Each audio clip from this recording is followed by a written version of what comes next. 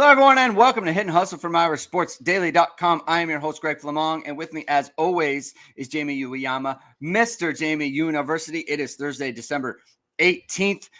We've got a breaking news announcement. A couple of unanimous All-Americans for Notre Dame, Jeremiyah Love and Leonard Moore. Yesterday, Jadarian Price opted into the NFL draft following Jeremiyah Love. Notre Dame is down their top two running backs from 2025. They're going to have to replace that production in 2026. We've got the playoffs starting. Jamie, got to get your thoughts on like how interested you are in them, how much you want to follow it, and then some questions from ISD customers that are posted on the board that I want to get to. So it's going to be a very fun show. Thank you, everyone, for tuning in. If you like what you hear, hit that like button, hit subscribe, hit the notification bell so you know whenever it is we are going live. And of course, the show is brought to you by ESQ Clothing, founded by Notre Dame alum Ge Wang. He is Chicago's go-to for the best custom suits, shirts, and sport coats. It's the season of gifting. It's the holiday season. ESQ is here to help you get you, your husband, father, son, nephew, any gentleman in your life, some style for the holidays. Known for their next-level craftsmanship using the finest fabrics, ESQ has introduced a 100% Pima cotton t-shirt to go along with its award-winning bamboo dress shirt, available for purchase online. Now they've got showrooms both downtown Chicago and in Winnetka. Book your custom fitting at esqclothing.com and step into confidence with Chicago's finest. Mention ISD at your appointment and use code ISD at checkout to receive 10% off your entire purchase. Algonzo.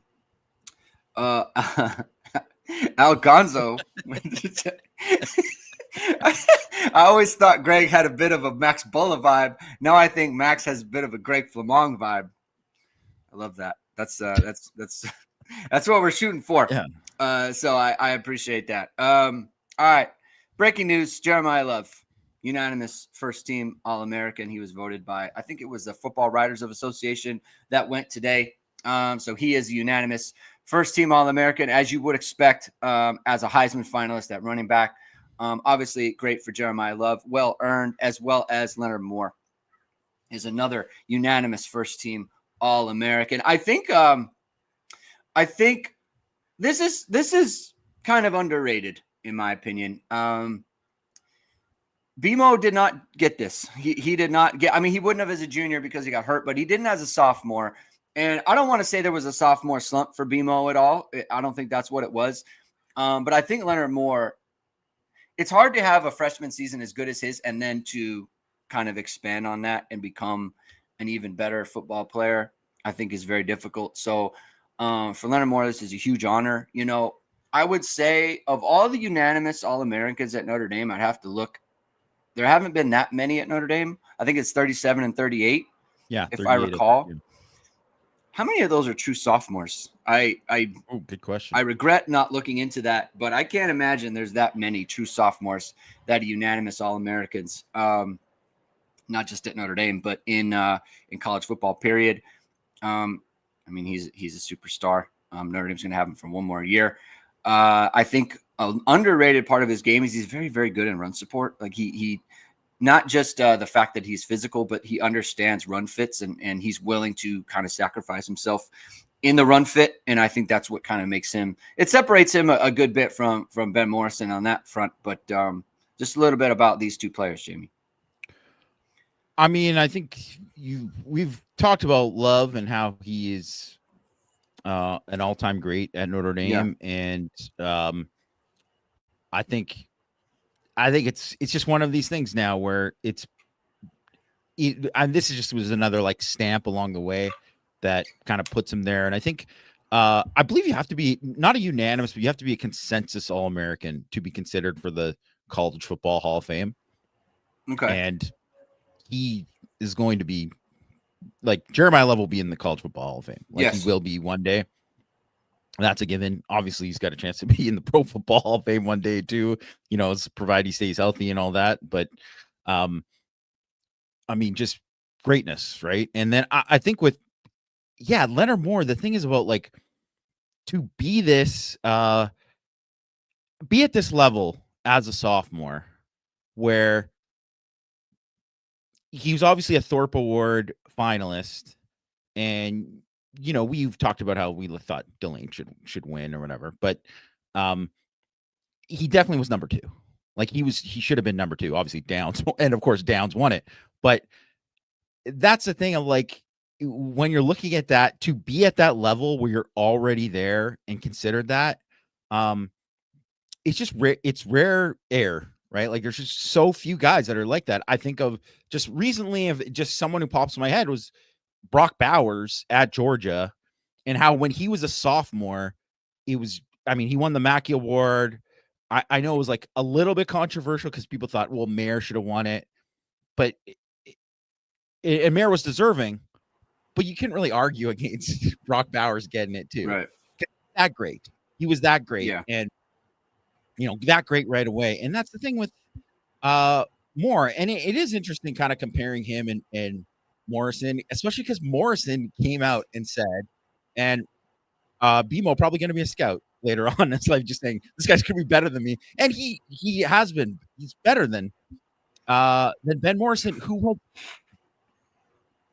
up until then, like obviously Julian Love was a great corner, but Morrison took it a step further than Love, in my opinion. And then now Moore has taken it a step further than Morrison, and he's back. And I wrote about a thing that I just like tracked for like a few years of how many guys who are sophomores play 200 plus snaps. Because if you're in your second year, you're sophomore, redshirt freshman, and you're playing 200 plus snaps, you are a pretty good player. Like you have established yourself there, because you're a year into the program. That means you're basically too talented not to play. And some guys obviously do it as freshmen, and he was one of these guys who was going to do it anyways.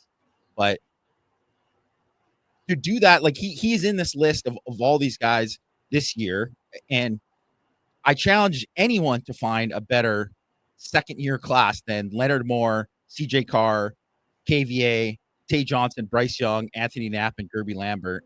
Yeah. I think that 7, I don't know if another team in the country would trade their 7 for that 7. I really think that is an exceptional 7. And those are the guys who were this year in the 200 snap club. The year before, I mean, it was obviously pretty great too.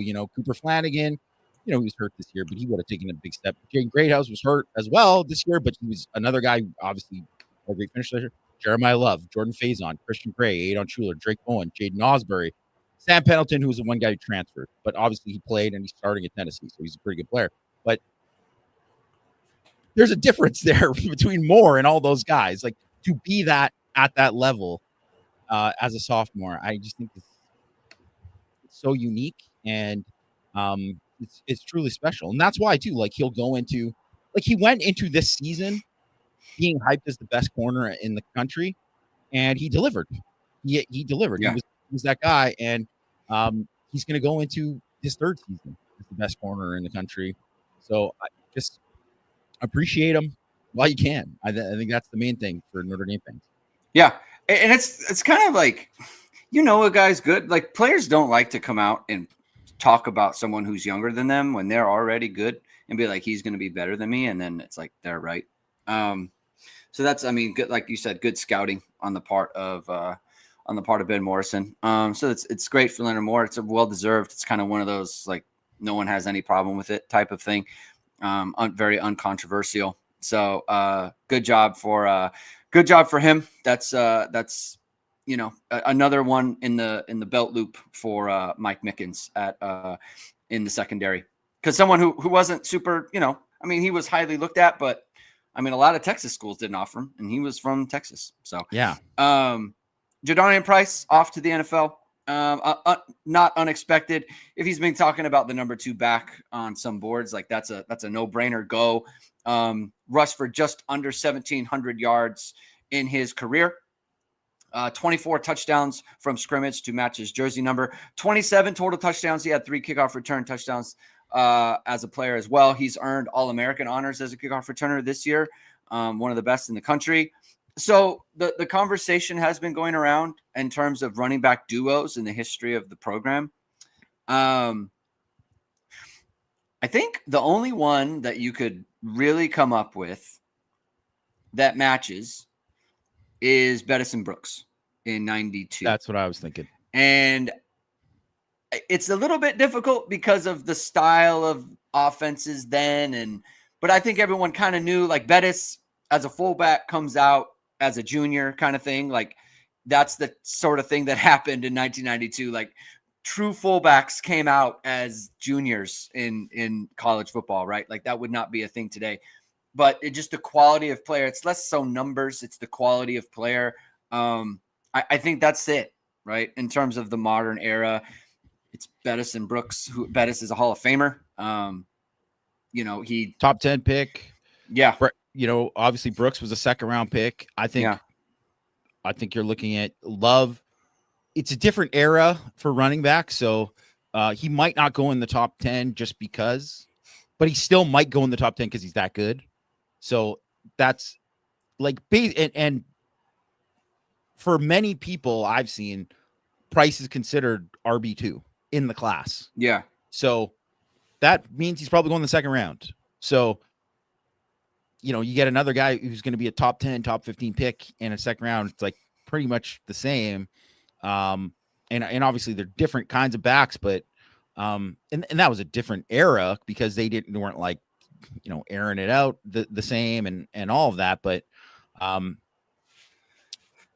I think if you look at because obviously those backfields, and I remember we talked about this like way back in the summer about like that backfield, like Bettis and Brooks and Lee Becton was like buried on the depth chart, and Dorsey Levens, James. Dorsey Levens, that right, Waters and Tony Brooks. There's all the time that early 90s run of running backs for Notre Dame was insane. Like just incredible the amount of talent they had. I mean, it's hard pressed. I think even when you're talking about just duos period in college football, I always think of the most recent one that really stands out that comes to mind is Cadillac Williams and Ronnie Brown, right? Like those two, who obviously were both first round picks. Like that was a special duo. I think, these guys are in that conversation. And unfortunately, because of how it ended with the CFP stuff, like they won't get talked about as much, but they did have the last year and they had they've had a lot of moments. And I think Price, man, I'm really interested to see what it's going to look like with him in the NFL, because I think he's going to have a much better pro career than he had at Notre Dame, simply because he's going to go somewhere and probably be the guy. And, like he could have just an amazing pro career. And, obviously Kyron Williams has had his third straight 1,000-yard season.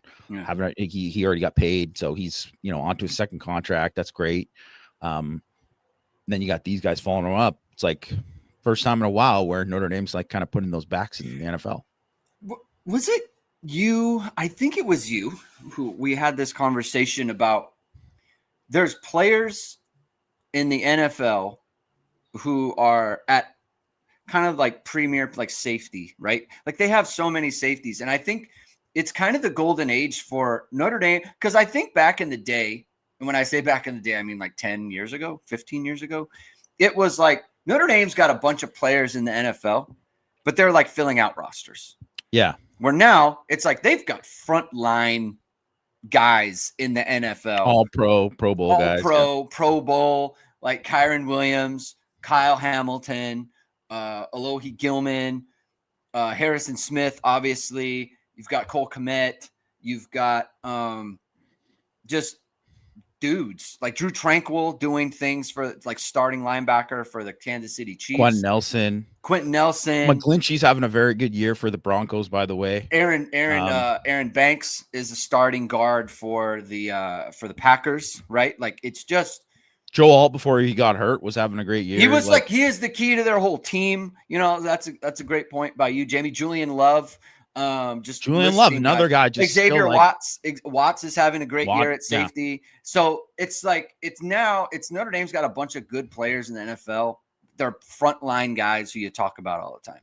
And I think that's and it's not just tight ends shift. and offensive linemen. Yes, like it kind of felt like it was. It's just like, well, there's of course they're good. This guy's good. He's an offensive lineman from Notre Dame, and of course, he's another tight end. Of course, they're going to be that, and those guys were good. But Cam Hart made a great play on. I think it was Monday Night Football the other day.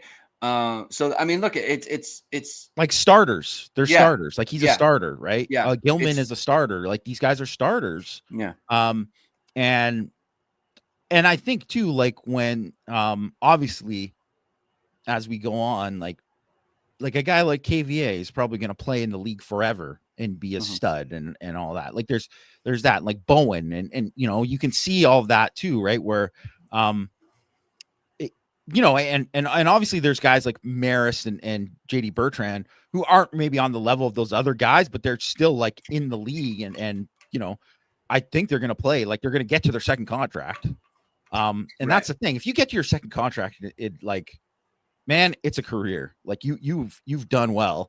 And there's just a bunch of guys like that. And I was even, cause I was, looking at like Notre Dame in the portal has been, probably not talked about enough of how like crazy the hit rate has been, like really good.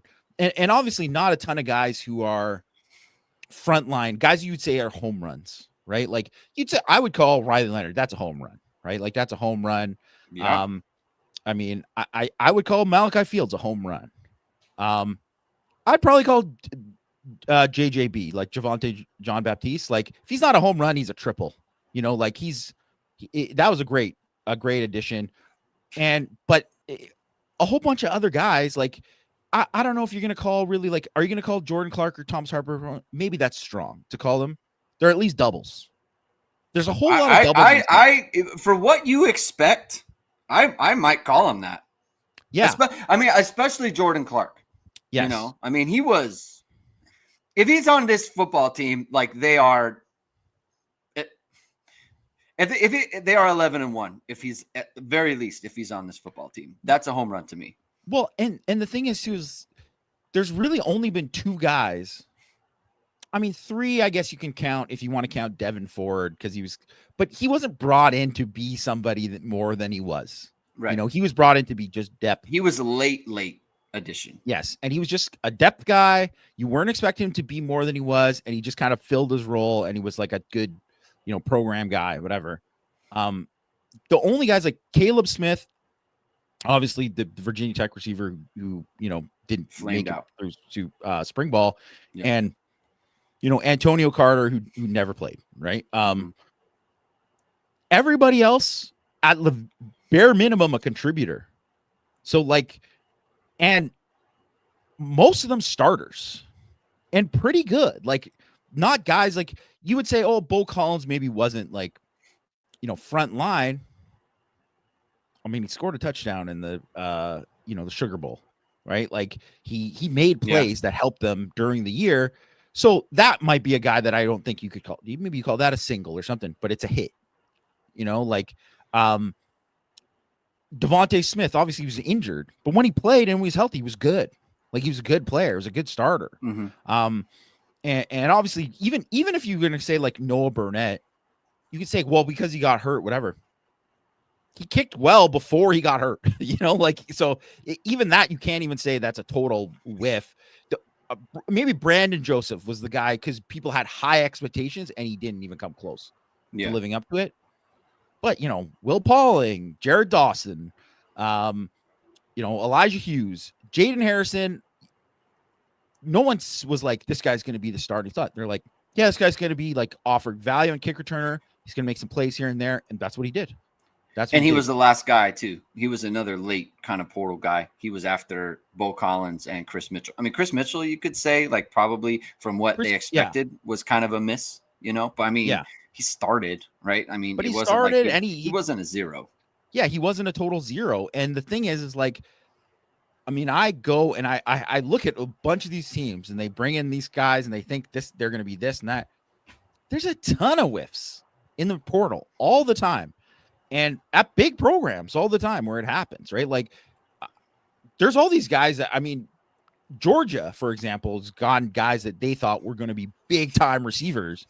These guys end up being busts. Don't do anything for them there, right? And not like a Branch. Like Branch turned out well, but they've had a bunch of other guys who didn't.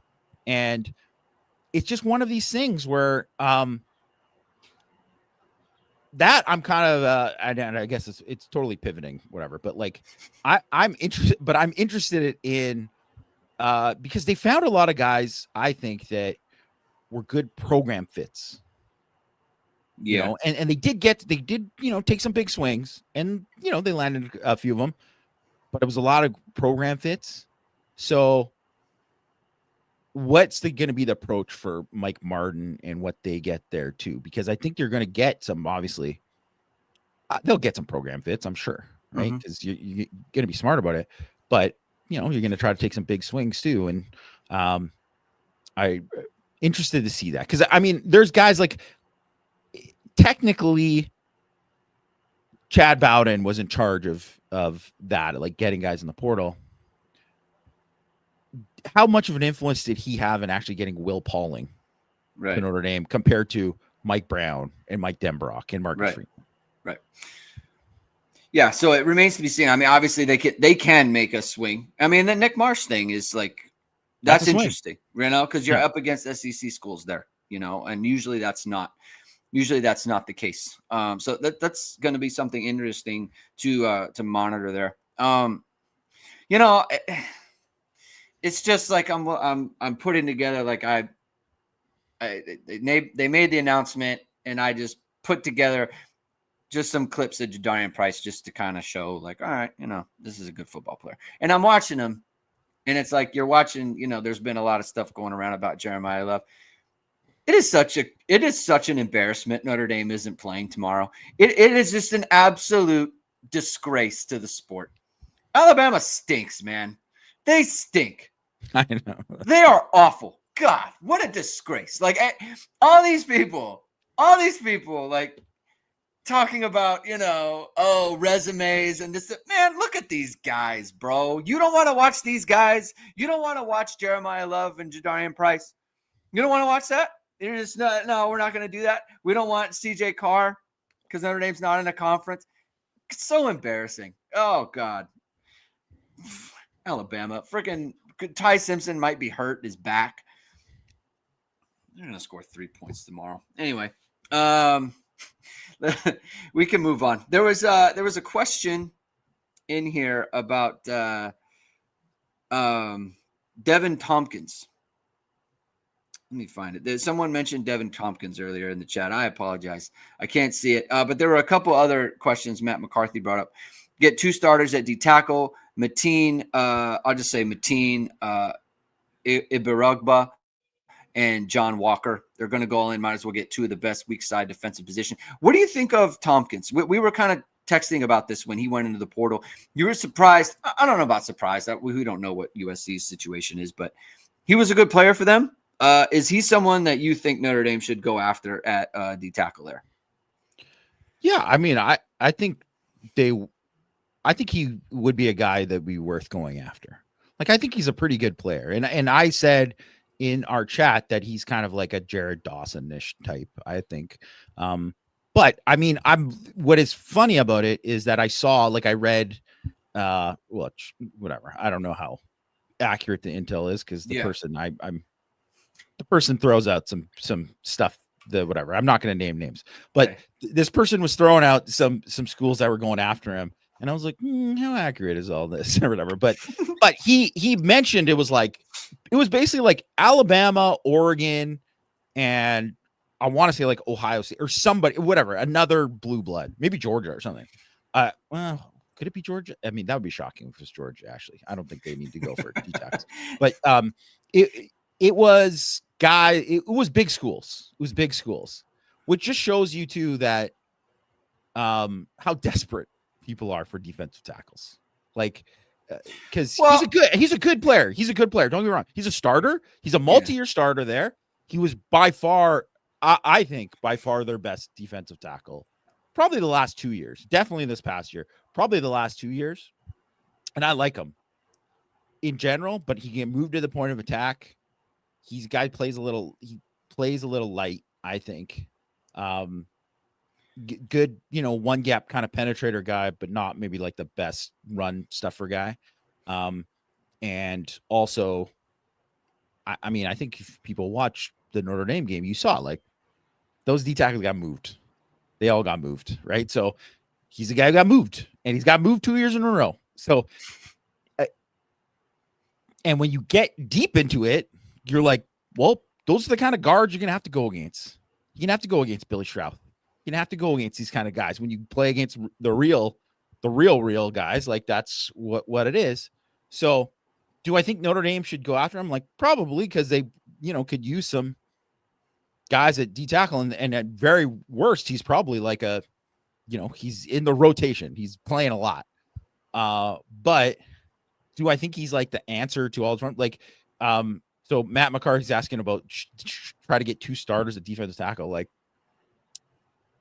man, I think not that these guys aren't good. Like, I think both those guys are fine players, but man, do guys get overrated in the portal? It just happens. Like, it's like the Wake Forest kid. I think he's fine. Like, and I read his pass rush stuff, and he's got good numbers. He's got 1 year like that. 1 year, and that's his 4th year, and that's it. And he was at Georgetown. And I'm not saying maybe he's that guy, but it's like I saw like where 24/7 had him ranked, and I was like, what is this? Like, you don't have to rank guys this high. Not everyone needs to be like a 95 or whatever the heck. Like, just say he's like, this is a good player. Give him a 90 or whatever. Like, you don't have to do that. And I guess they look brilliant if it works out, but I think they probably rated a bunch of those other defensive tackles highly who weren't, that end up being bust too. And it's just, I don't know. It's hard. Like, I don't know how much these guys, people think like, man, they need this guy. This guy's going to make a difference. And we're not saying that these guys wouldn't help, but how much better are they going to be than Elijah Hughes? It's not a guarantee. It's not a guarantee. And maybe, but it's not a guarantee. And I do think they need to get at least 1 defensive tackle. I mean, I keep hearing the stuff about Anye. I mean, until I actually hear that Anye is actually eligible, I think no one should count on that at all. Because to me, that's a shot in the dark. Mm-hmm. Then again, Diego Pavia had no business being eligible. I'm just going to keep dunking on this guy the whole thing. But, he had no business being eligible, and he got an extra year. So who knows? You could just sue the NCAA and whatever. But I think that Anye, it would be great if he played, but I don't know how it's going to work. I don't know how that's going to work, because he doesn't fit any normal criteria that they've done. And I've never seen, at least I haven't, maybe you have, Greg, that I'm missing. I haven't seen them give like an exception because of mental health or anything like that. I haven't seen that. I think that would be wonderful if they did. I actually think they should do that kind of stuff for more players, but I don't know if they will. So, but if he's able to come back, that is huge. That is very big. And then that changes the need and of how much, but I just think this is another thing too. Like, Notre Dame is going to be better off if like Sean Seviano ends up losing some LBs and is a good player for them next year or something like that, or whoever, right? If the guys who are behind, Cole Mullins puts on the LBs and he's like, whoa, no, Cole Mullins is a dude this year. Now he's going to be more than just like this situational pass rusher guy. Like, those things I think are going to be important, because it's those guys you develop that ultimately are going to be, the difference, really, because you just don't know what you can get in the portal, because everybody wants those guys. Yeah. The NCAA right now apparently can't enforce their no-show cause punishments from this. Just sue them. Like, I don't know what the NCAA actually does. Like, what do you do all day? Like they're nothing they do holds water in court anywhere, and everything they do is just kind of like up for court scrutiny. So I don't I say just send him out there and let the NCAA do whatever. I mean, a school got caught cheating and like in real time, and that was adjudicated 2 years later with probation. Yeah. Cheating in real time. Probation 2 years after the fact. So I don't know. I would just, if Notre Dame wants, I would just send him out there. Do that with Randall as well. We got a question from the Irish Sports Daily message board. This is kind of a new thing we're going to do in the offseason. There's stuff on the message board that comes up that people are talking about. We're going to put it in the show and print it. This is from Mayday. It's talking about Chris Ash. And Notre Dame would have gone 11-1 and hosting a playoff game in the next 40 hours if Freeman's hire had been Mike Mickens. I think Freeman gave Ash too much freedom to run the defense to start the year due to his age and seniority. But had Mickens been the guy, Freeman would have been more directly involved in the game planning, along with him. Mickens sticking to more Al Golden schemes would have rattled Carson Beck. So I'm going to scream this from the rooftops until I'm like blue in the face. And until the season turns over where we could talk about something else. I'm not a big, like, this is your fault I blame you. Marcus Freeman said it best, actually, in the Here Come the Irish episode 2, when they started. Said it very well. It's everyone's fault. It's all of us. Everyone is involved. And that includes Mike Mickens. Start Tay Johnson, please. Like, who is responsible for knowing, right? And I think there were personnel problems in Notre Dame secondary that were as much at fault as anything else. And that's Mike Mickens. I'm not sitting here telling Mike Mickens how to do his job. He's obviously very good at his job. I am just reacting to the fact that, like, okay, they insert Tay Johnson, and he never comes out of the lineup. It was a mistake. It was a mistake against Miami. It was a mistake against Texas A&M.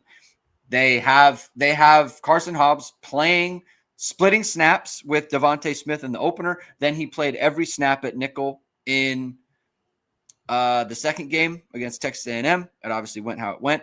And then he was taken out of that position for the rest of the year. It's not me needing to criticize. Their actions show me that they made the wrong move to start the year. Like, that is on the coaches, right? Finding and getting your best players ready to go. That's just how it is. So, Ash, Mickens, whatever it might be, the staff at large messed it up to start the year. And if we're going to look at pointing blame and everything like that, you just can't do that. You knew you had to win one of those first two games, and they didn't. And so they left it up to other people, and the other people decided what they decided, and that's Notre Dame's responsibility to not let that happen. I think that's the only way to look at it, really, because there's more than one scapegoat for those games. Like, you can just look at it and, go back and look at KVA's snap count in that game. And I know, like, it became like this, God, people in my Twitter mentions about KVA's snap count the whole year. Like, yeah, he's playing a ton now. He's playing the second most behind Bowen. Like, people needed to relax later on in the year. But the first game in the season, you could say, like, he played 37 snaps. It was the second most, but he played 21 less snaps than Bowen. And, basically him and Snead played the same amount. And I think if you look at it in hindsight, you'd say, well, KVA should have played more than Snead, like significantly more than Snead. But that's all stuff that you have to go and you have to evaluate. Those are hard questions. They have to look at, like, well, why didn't we evaluate this better in camp? Like, why did this happen? And maybe partially too, I think this is another thing that doesn't get talked about enough. The long season last year, basically the spring ball was like not a real spring ball. Right. And so you couldn't get like a true evaluation of guys in the spring like you normally would, because most of the team wasn't practicing.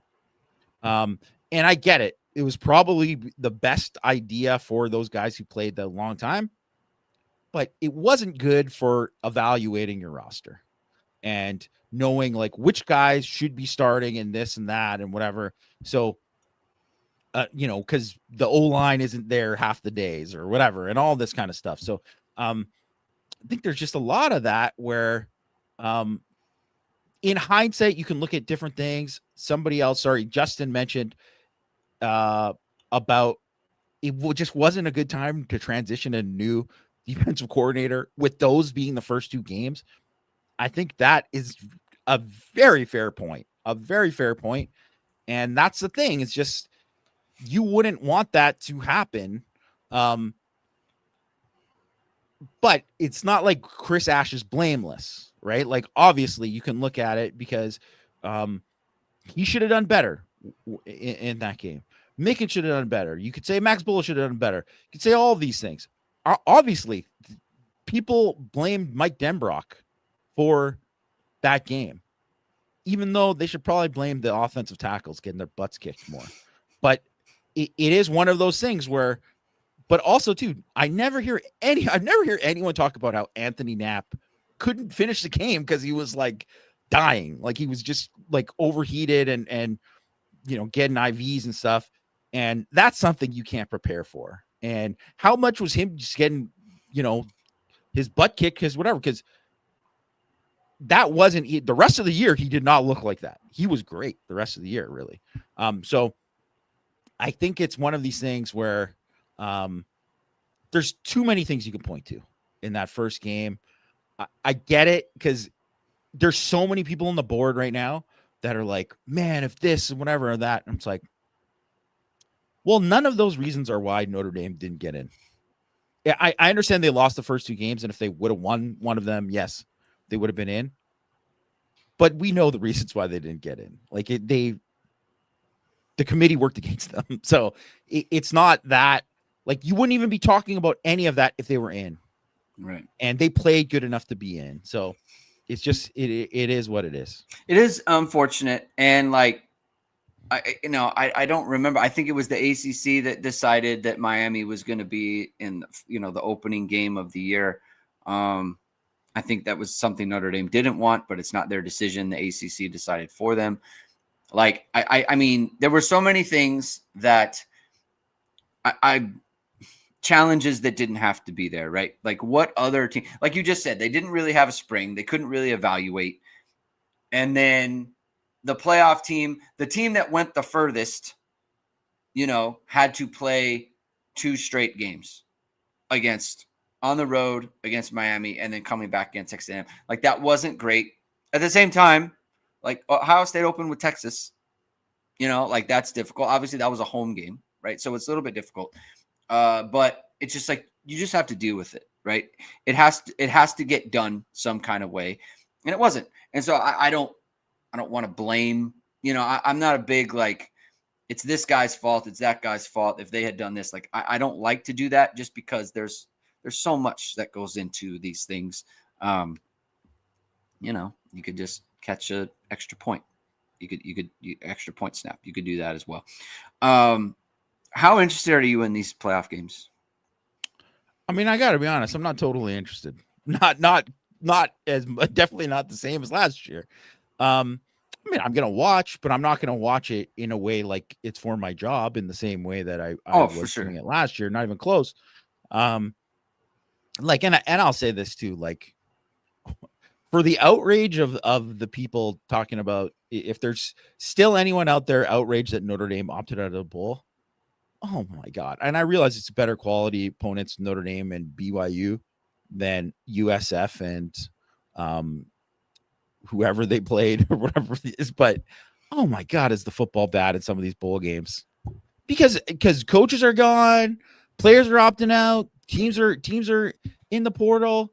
There's too many of these bowl, and that was a 9-3 team. They weren't a bad team.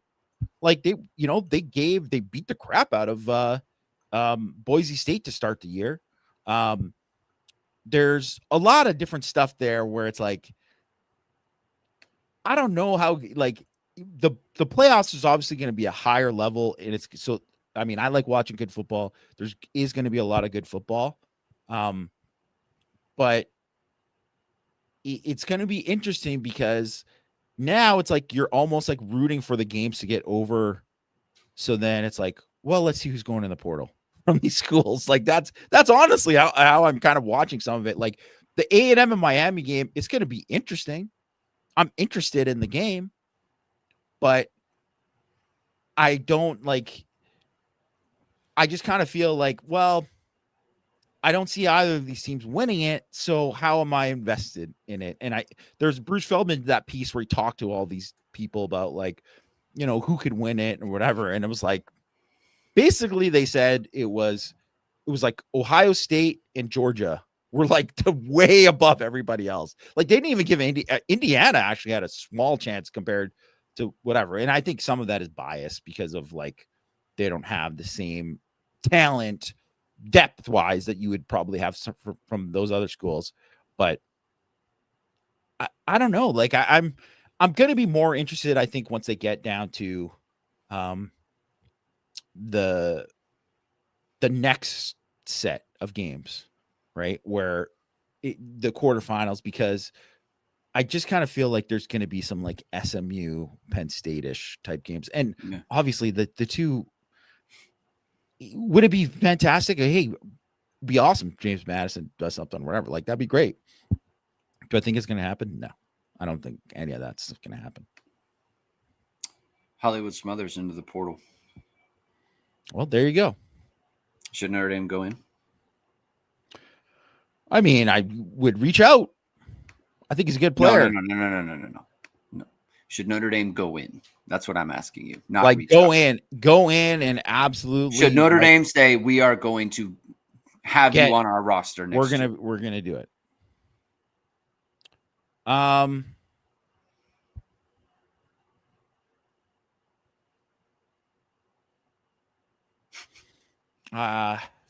don't honestly. I'm not sure because I do think he's extremely talented. He's just very different than Notre Dame's backs. That like he's a very make you miss, great in space, really good, talented receiver. I think you have to kind of adjust the offense around him in a certain way for him to have real kind of success, you know, because you're not going to be, I don't think he's like, you know, 12 personnel, you're going to play congested and run it duo downhill with him that much. Like it's different. So honestly, I probably would not. And as talented as I think he is, I do think he's very, very talented. I don't know. I'm not 100% sold. Like, I think if he goes to the right system, you guy could have just a phenomenal year. And he obviously had a great year this year. But obviously look at when he played Notre Dame. He didn't do it. He did nothing in the game, basically. He was like a nothing in the game. And that's what could kind of happen if, like, you're not, you know, if you aren't doing, you aren't creating stuff for him. Yeah. I'm so in the chat talking about Aeneas Williams leaving. I think from what I've heard, Notre Dame is in a good place with Williams at the moment. Obviously things change, right? Who knows, right? I mean, these things, when I say things change, like they change in real time, you know? So if you hear 2 days ago that, oh, they're in a good spot with Williams, looks like he's going to be back, it could change this morning. You know, I don't know. So that's kind of where I'm at. So I'm thinking about this in terms of, I think Williams is going to be back. I mean, to me, the question is, you know, it's one thing to come back and be like, I'm going to be either like, I don't think anyone's going to get the Jeremiyah Love work. First of all, second of all, so it's like, we're talking about two guys getting, let's say 150 carries, maybe 125, two guys getting 125, splitting 250 carries. 150 actually sounds like way too much. I would say 2 guys getting like 120 carries, right? So let's say 10 carries a game in the regular season, 2 guys. Do you want that to go to Hollywood Smothers, or do you want that to go to Logan James, or do you want that to go to Ge Young, or one of the Nolan James? Yeah, Nolan James. Excuse me, Nolan James, or Ge Young, or one of the freshmen, right? Be it Javion Osborne, or say it, Jamie. His name is Jonas Walton. Jonas Walton. Thank you. Just brain freeze for a second. Do you want it to go with one of them, right? So I think because there's people saying Aeneas Williams wasn't happy. Aeneas Williams wasn't playing. Of course he wasn't happy. Who's happy? Who's happy? Who's happy they're not playing? It doesn't mean he doesn't understand, right? You at some point you have to understand. Okay, these we just said like the comp at Notre Dame is Bettison Brooks, right? You do. He is not an idiot, right? He understands, even though he doesn't like it. Every game he gets ready to play and he doesn't play. Of course he doesn't like it. No one likes that. But that doesn't mean he's going to transfer because he feels like he was wronged.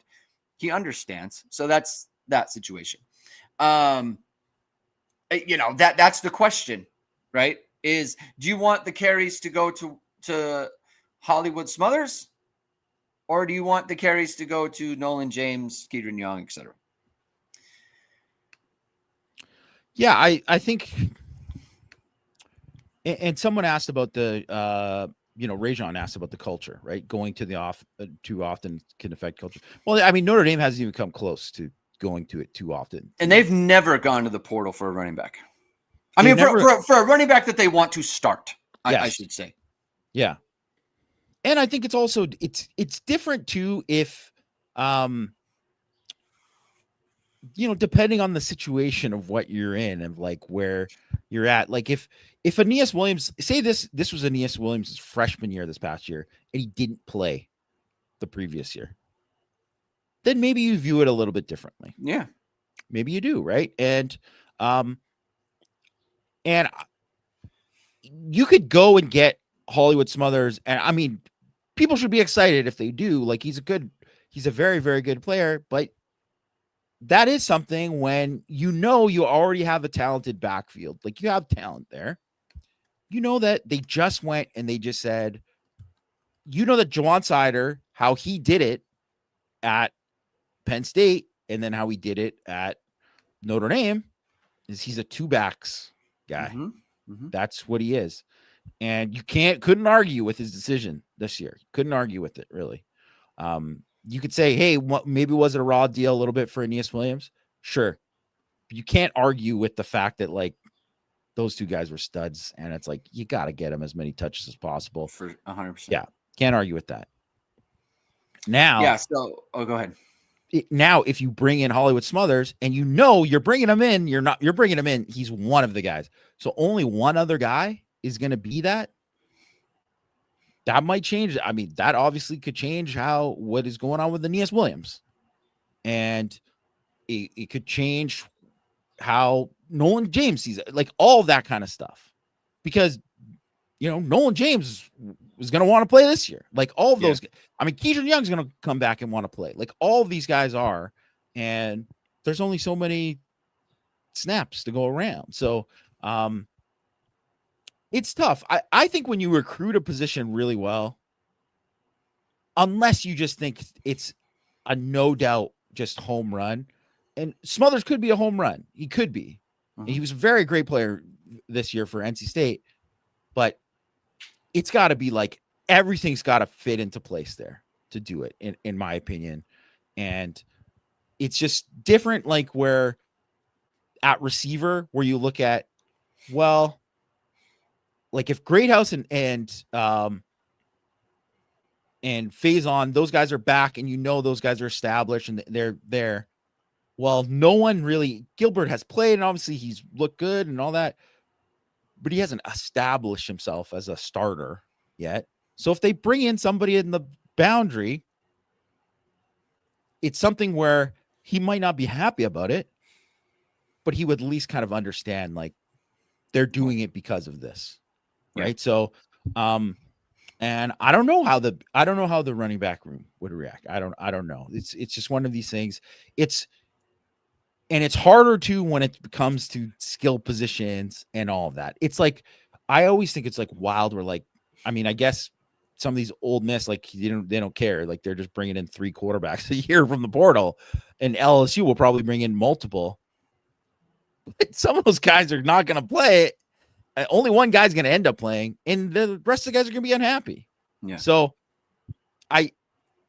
it's a fine line. It's a really, really fine line. And, you got to be smart about it.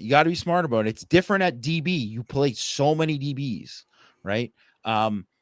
It's different at defensive line, right? Like they don't bring in any offensive line because if you bring somebody in, they have to play, and that's bumping somebody else out, right? Like, so it's tough. Like, and they normally probably wouldn't bring in a tight end, but they kind of needed to, given the situation with injuries and all that kind of stuff and the youth of the other guy. So that would be understandable. But if they brought in another tight end this year, that guy better be just an absolute stud. He's got to be a stud. Like, it's got to be like how Max Clare was brought in to Ohio State. It has to be that level of a guy, because you can't just bring in another body, because everyone's like, well, why are you bringing in just another body? Like, so you don't even think we could do, like, I can't be the third tight end, or that it could ruffle some feathers. Yeah.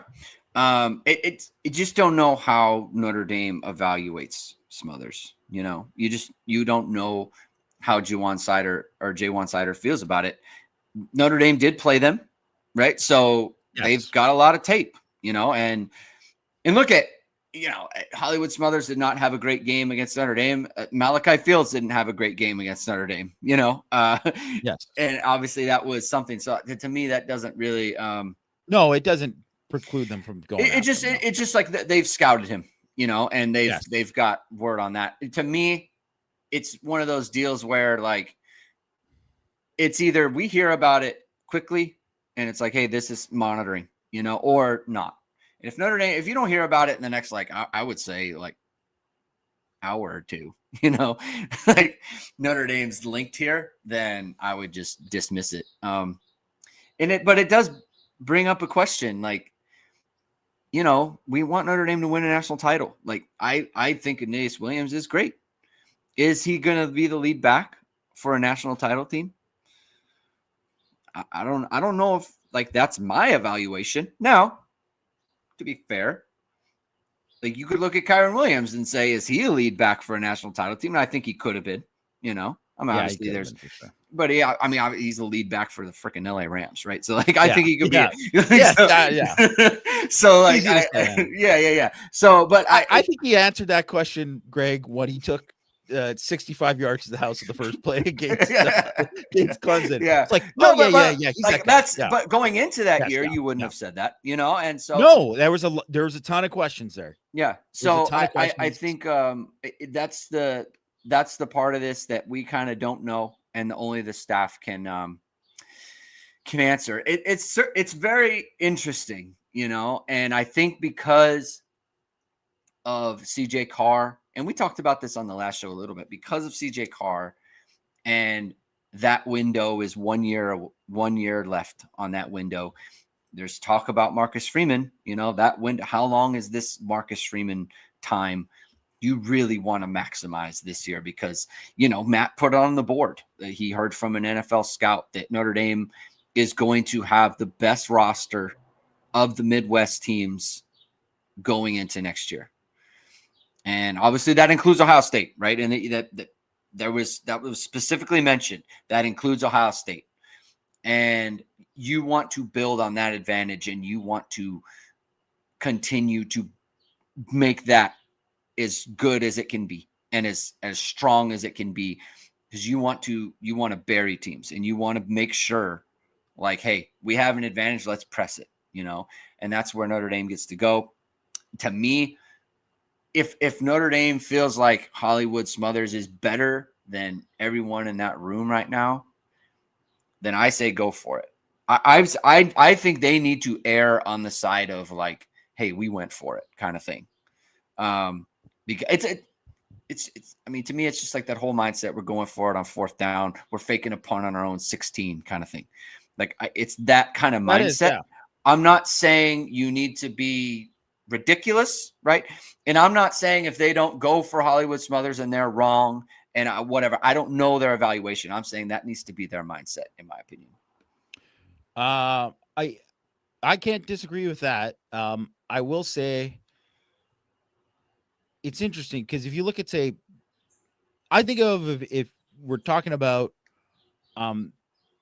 backs in the portal, and obviously there's been guys like Kenneth Walker was not close to what he was at Michigan, at Wake Forest compared to Michigan State.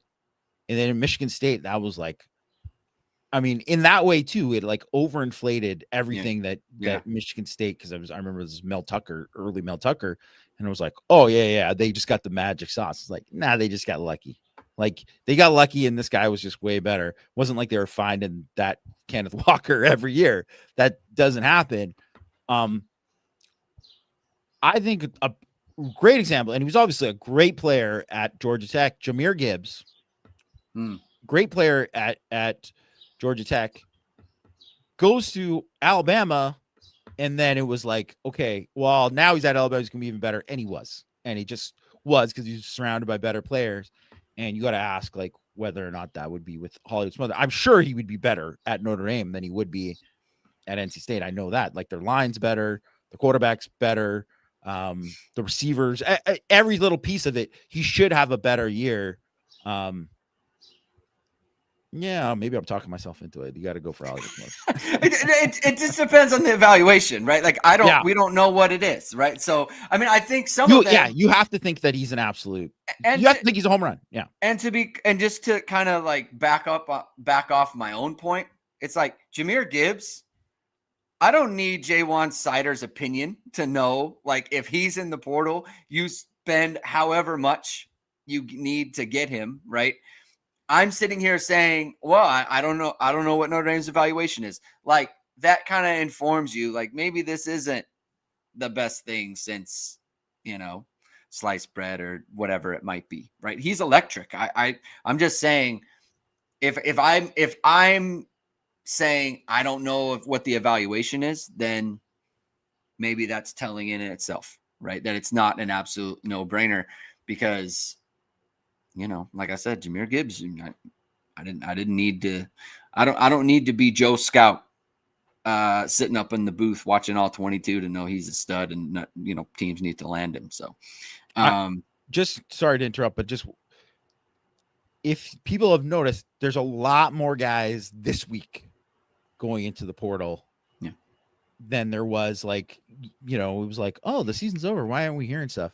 Because now is like they've had time to, oh, okay, well, this is what your NIL offers. Right. Guys are having conversations with the coaches staff. And their agents are backdoor dealing with these guys and talking to people and figuring out whatever. And in the end, some of these guys end up back at their same school because it's like, well, they couldn't get the deal or whatever. But like, I just saw, like, North Carolina is like one of the guys who's actually like a really good player for them, an edge for them. He's in the portal now. And it's like, well, I don't know if people planned on that guy being in the portal, and there's always those kind of guys. So I think when people ask us, like, well, who should they go? And it's like any name that comes in, it's like, well, they should go for him, or what about this guy, or what about that guy? It's like, to be honest, like, for that what's his name? Tyler Thompson, right? That guy for North Carolina, if someone asked me about him, I didn't watch much North Carolina other than them getting their butts kicked and on highlights for most of it this year. So it's Notre Dame's job to watch all these guys and all this thing too. But I there are going to be people that come out of nowhere that just pop up, like, and there'll be more this year than there were last year. Like, certainly, like, Elijah Hughes was a perfect example of a guy that no one was talking about. Like, yeah, Notre Dame's getting Elijah Hughes from USC. And most people would have been like, who? What? I don't know. And then when we found out I got him, then I watched film and I was like, this guy has a chance to be pretty good. And he ended up being pretty good. Yeah. But you just kind of have to wait and see with a lot of these guys. Yep, we're going to wait and see. So we'll continue to monitor that situation, and we can end it there. Thank you, everyone, for tuning in today. If you like what you hear, hit that like, hit subscribe, hit the notification bell. Soon, whenever it is, we are going live. We'll be back on Monday talking about the playoffs, I guess, right? Does Mike get to watch he's banning ESPN? I think he's banning the links to ESPN, I think. I got you. Yeah, I got you. Yeah. Yeah, so we'll be talking about or maybe he's going to pirate it. Maybe he's going to pirate it. He's going to get a bunch of viruses. He's going to watch on YouTube on an illegal stream. Yeah. VPN. So we'll be back on Monday with Power Hour with Mike, and then back on Tuesday with Hit and Hustle, right? As we gear up for Christmas, Jamie. Christmas is coming up. So have a good weekend, everyone. Enjoy the games if you're into that sort of thing, and we'll talk to you next week. Keep hitting and hustling.